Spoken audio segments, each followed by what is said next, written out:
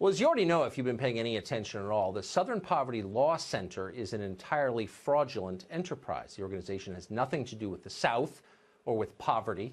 It's a left-wing political group that uses hate crime designations to target its ideological enemies and to crush people. In 2012, the SPLC inspired a shooting attack on the Family Research Council by labeling the innocuous Christian organization a hate group. Just last month, the SPLC paid $3.3 million for falsely calling the Quilliam Foundation, quote, anti-Muslim extremists. We could go on. The Southern Poverty Law Center lies. They are utterly reckless, and they're totally dishonest. With that in mind, it was shocking to discover, as jaded as we are, and this show has discovered it exclusively, that the FBI has a long history of collaborating with the Southern Poverty Law Center. In 2009, for example, the FBI called the SPLC, quote, a well-known, established, and credible organization that monitors domestic terrorism in the U.S. The SPLC repeatedly has been allowed to brief FBI personnel on alleged terror threats to this country. Disturbingly, though, this relationship is ongoing, if you can believe it.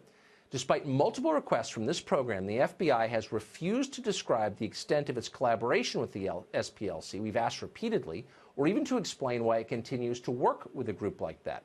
Instead, we've received meaningless and mindless boilerplate statements like this one, quote, for many years, the FBI has engaged with various organizations, both formally and informally. Such outreach is a critical component of the FBI's mission, and we welcome information from these organizations on any possible violation of civil rights, hate crimes, or other potential crimes or threats. We do, however, evaluate our relationships with these groups as necessary to ensure the appropriateness of any interaction. Again, mindless pap that does not answer the question. We can report tonight that Congressman Matt Gaetz of Florida has sent a letter to FBI leadership asking them to explain their relationship with the SPLC, which is obviously very troubling, to put it mildly. Then tonight, the DOJ gave us another statement. This one said, quote, the Attorney General has directed the FBI to reevaluate their relationships with groups like this, the SPLC, to ensure the FBI does not partner with any group that discriminates, end quote, as the SPLC certainly does. Maajid Nawaz is the founder of Quilliam. He just received that settlement we mentioned from the SPLC after they libeled him as an extremist. He's also the author of a tremendous book called Radical, My Journey Out of Islamist Extremism. Maajid Nawaz joins us tonight. Thanks very much for coming on.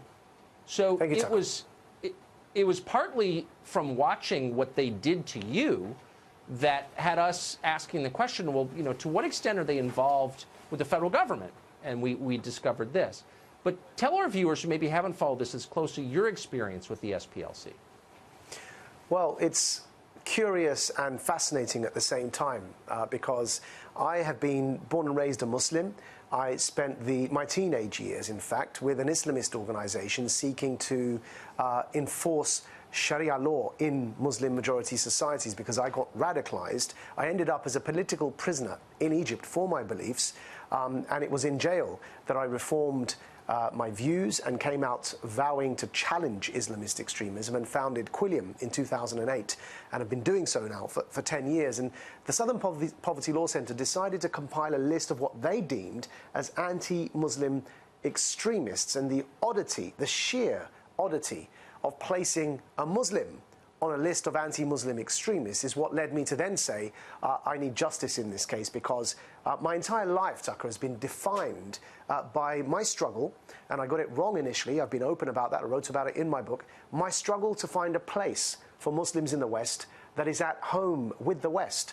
And so to undermine my entire life's work by placing me on a list of anti-Muslim extremists, I found a step too far, and that's why I went to lawyers and got advice, and it's why we took the action we did.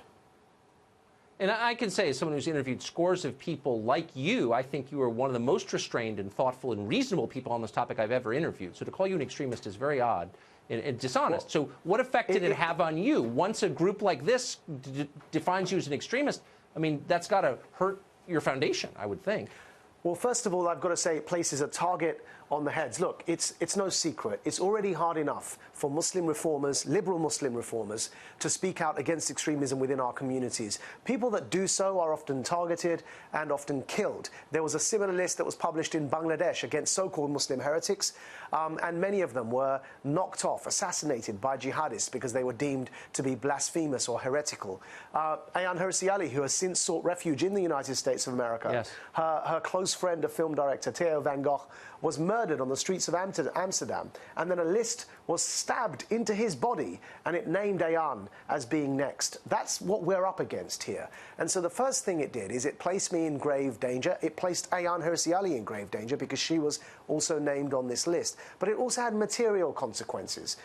When they did what they did, the reason they produced these lists is to convince media and to convince philanthropists and foundations not to give grants to these sorts of people or these organizations. And it did have those kind of material consequences for us as well. And it's why we couldn't just lie back and take this at face value as it was. We had to take action. And I'm glad that you did. And the fact that our FBI is collaborating with a group this discredited and reckless is really scary. Thank you very much for your account. I appreciate that. And congratulations on winning. You deserve it. Thank you very much. Thank you. Appreciate it.